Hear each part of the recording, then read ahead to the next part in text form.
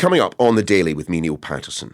The leader of France's far-right National Rally Party could have been the country's next president until she was convicted of fraud and banned from running for the job for 5 years. So, who is Marine Le Pen?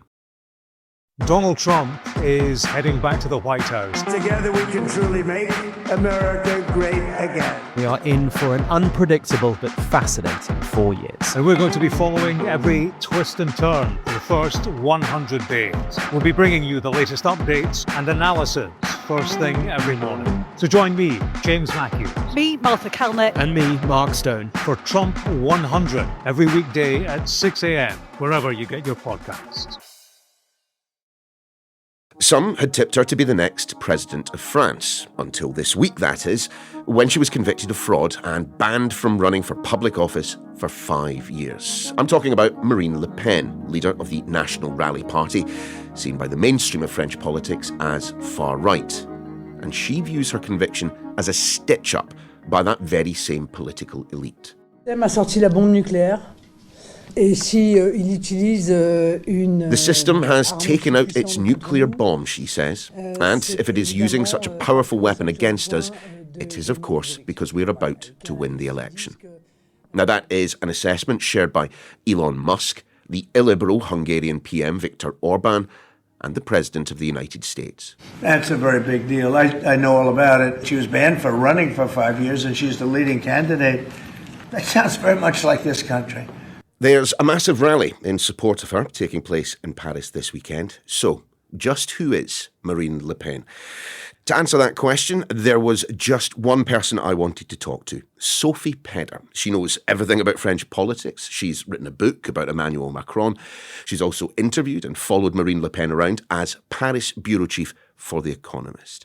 Sophie, the name Le Pen has a certain resonance in French politics, doesn't it? Marine was the daughter of quite a significant politician. That's right. She's the daughter of Jean-Marie Le Pen, who co-founded actually what was called the National Front at the time in 1972. And it was a pretty extremist movement. She had to grow up in a family where her father was treated not just as a pariah in polite society in Paris, but very much the leader of a group that was considered dangerous. I mean, she as a child really, I think, suffered from that. Jean-Marie Le Pen was an extremely controversial figure, taken to court so many times over various comments he made, which were suggesting that the Holocaust was just a detail of history, or other sort of outrageous comments that he made over the years. So she grew up very much in the shadow of her father. Tell me just a little bit more about that upbringing, about the way in which her father's politics framed that childhood. I mean, she has spoken about it. It was scarred by that in various respects. I mean, literally sort of physically, because when she was a child, they lived in a flat in the south of Paris, and there was a bomb attack on her father, on the family home, and it blew out the glass in the bedroom windows where she was asleep. And that clearly had a profound effect on her, of sort of realizing that her father was a physical target.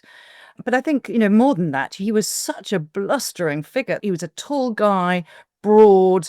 At one point, he wore an eye patch because he'd had an eye accident. And he was, I think, an incredibly domineering figure for her and her two older sisters. There were 3 girls in the family. She's the youngest of them.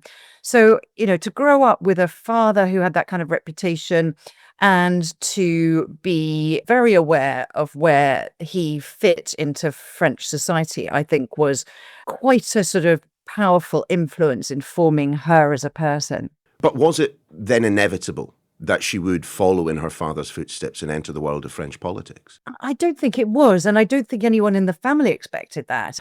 She, in fact, chose specifically and deliberately to avoid a political career by going to study law. So she went and became a lawyer, and she joined a law firm, and she practiced as a barrister.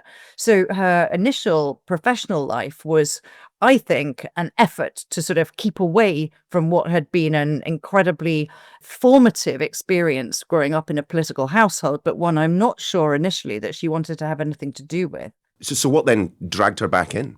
It's interesting. I think that there are various moments in her life when she realized that it was a bug. She was witnessed, for example, a rally once when she was a teenager, and she could feel the sort of energy of the room, the people who were cheering her father on.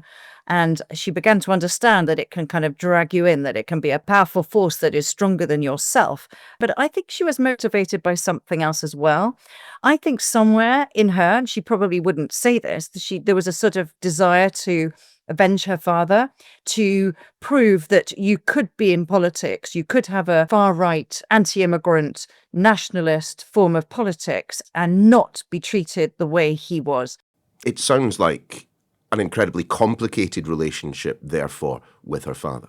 We know it was complicated for various reasons because finally, when she did go into politics and she took over the party from him, that was over a decade ago now, she changed the name and she got rid of her father. She evicted him from the party altogether. So, that was a moment of extraordinary, I suppose, political courage and personal courage for her to do that. This is the party he had co-founded. It was his life, and she got rid of him. So I think that in later years, before he died, they had reconciled. He expressed pride in Marine Le Pen. So he also saw what she was capable of and was proud of her, I think. But he also could be incredibly rude about her and rude about her entourage. So I would say it was a prickly kind of love-hate relationship.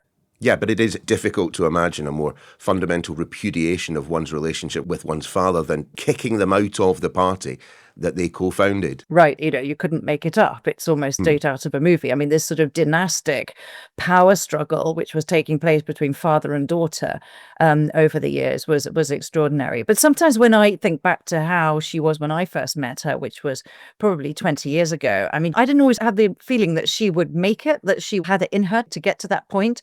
She was working in the party and she was a sort of junior member of staff there. And he was so overpowering and domineering that it wasn't obvious to me that she would be able to do what she did. And it was also at the time, it's worth sort of knowing that it was a very male-dominated party. And Marine Le Pen, as a woman in that party, was not obviously the one who was going to be able to take it over. And she, at the time herself, was a single mother having divorced the father of her children. So the odds were not stacked in her favour. So tell me how she navigated those incredibly treacherous, misogynistic waters at the time. As you say, you've met her on a number of occasions, you've interviewed her. What is she like? What did she bring? If you interview her, she's not a warm and sort of soft personality. She is tough. And I suspect that inner steeliness was what enabled her to sort of seize opportunities and work her way up to the top, prove that she was capable of it. Let's not forget that she took over the party more than a decade ago, and bit by bit, she has molded it in her own way. But it's not something that happened overnight, and it reflects an extraordinary determination to keep going. Don't forget, she stood for the French presidency 3 times and lost 3 times. So you don't do that if you haven't got an inner strength somewhere. Over the course, though, of her career in politics, like her father, perhaps not as extreme as her father, but she has been known for saying some divisive things at points. She has. I mean, at one point, she compared Muslims who were praying in the street to the occupation during the Second World War by the Nazis. I mean, she ends up in court and has ended up in court for these kinds of comments fairly regularly. She's not her father in the sense that she has, when it comes to the Holocaust, she said that it was the height of barbarism. She has been careful most of the time to talk about the threat of Islamism. That's to say, a sort of hardline religious movement which has political objectives, rather than saying that the problem is Islam. She is a little bit more careful and is trying to make her politics more respectable in that sense. But what she doesn't ever hesitate to say, of course, is that, France is about to be submerged by a wave of immigration, and that, France needs to minimize the number of foreigners that are on its soil. So that the anti-immigration discourse is very, very similar to that of her father. But it seems to have worked, this process of softening the image of National Rally. So I am wondering, in your mind, how different was National Front to the current party? It really is. I mean, I think one of the things that helps to understand the difference is that if you sit in the National Assembly, that's the lower house of Parliament in Paris, and you watch deliberations there, they've now got 140 odd members of Parliament who sit there, all sitting in their suits and ties. They take part in parliamentary debates. They sit on committees. They take part in sort of democratic parliamentary politics. Yes, Marine Le Pen's father at one point had deputies in Parliament, but They were considered absolute pariahs. They were considered, you didn't shake their hands in the corridors. You didn't invite them into TV studios in the same way her MPs are. So I think society and the French as a general attitude has changed towards her party, which reflects the fact that it is nationalist, it is still far-right discourse on immigration, but she has portrayed it at least, and she's behaved and got them all to behave as believing in the democratic process. But even given all that, it is one of the curiosities of modern politics that we have individuals who are clearly part of the establishment, raised in a mansion, part of the political establishment as well, who can lean heavily into almost an outsider status and use it to their advantage. Yes, I mean, this is something she does extraordinarily well. She had a pretty privileged upbringing with summers in Brittany and sailing, and it wasn't a deprived for childhood, but she really knows how to find the slogans and the smile to connect with people on the ground. And I've watched her work her way through markets in the south of France or in these industrial northern towns where she has incredibly strong support. And people see her as one of them. They see her as a champion. She does sort of play it. She's often talks about how she does her own supermarket shopping and she's a mother of three. She's just like anybody else. But, rather like Trump, who is a billionaire but manages to portray himself as a man of the people, she has done that. But to bring us back to the present day, I mean, with the reformation of National Rally and the growth in popularity, I mean, we often say, she was in the running to be the next president. I mean, how good were her chances? We're 2 years away from her for the next French presidential election. She was leading in polls for the first round. France has a 2-round presidential election. So you need the 2 top candidates in the first round go through to the second. And if you are at the top of the polling in the first round, you stand a very, very good chance for the second. So we didn't have many polls, at least we haven't had them for over a year, which suggests that she would have won the second round. But that is something that you couldn't have ruled out. I would say that her chances of running now look a lot less likely because of the court case, but she is appealing, so we have to leave that open as a possibility.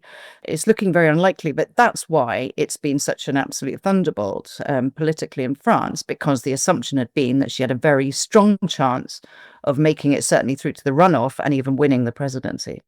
Well, can you explain that fraud charge then, Sophie? Because Marine Le Pen, Viktor Orban, the President of the United States are all crying political sabotage. Well, it's an interesting one, and that's certainly the line she's taken. The court ruling found that she was guilty of the misuse of public funds from the European Parliament, that she used this money to pay for party work. So these were parliamentary assistants who weren't actually working for the European institution at all. That she was found guilty, I don't think surprised very many people. What I think really took people aback was, and including clearly, visibly, Le Pen, who walked out of the courtroom before this came, was that she was not only ruled ineligible for running for elected office for 5 years, but that sentence was immediately applicable. In other words, from now, she's not able to run for the next 5 years. Well, if she is to step to the side of French politics, even for a time, is there anyone that could step up and fill her shoes? I mean, Jordan Bardella is a name that I keep hearing mentioned, and he is a fascinating character as well. He is. The party seems to create or attract these extraordinary characters. So Jordan Bardella is the official president of her party. She decided to step back and focus on parliamentary politics. He runs the party. He's 29 years old. He hasn't held a job outside politics. And he, in fact, dropped out of university to go and join the party and become a political, hack. So he has a decade of working for the National Rally behind him. He's a very smooth character, very good on television, very good communicator. He's got 2 million followers on TikTok. When I've gone out and done reporting in various parts of France, not necessarily about his party, but you ask people about Jordan Bardella and they all know him. They all like him. He's very popular, especially among young people. Now, whether that's enough to go and carry the weight of a presidential bid is another question. He'll be 31 ahead of the French presidential election in 2027. It would be a huge challenge, but at this point, he is the obvious person to take her place if she is, in the end, finally ruled ineligible to run.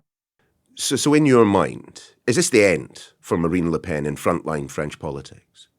Look, I don't think we can just say straight out like that, this is the end. The ruling suggests that it is, but she has an appeal. And in France, that is perfectly normal. And it will go to the Court of Appeal. And there's a decision expected next summer.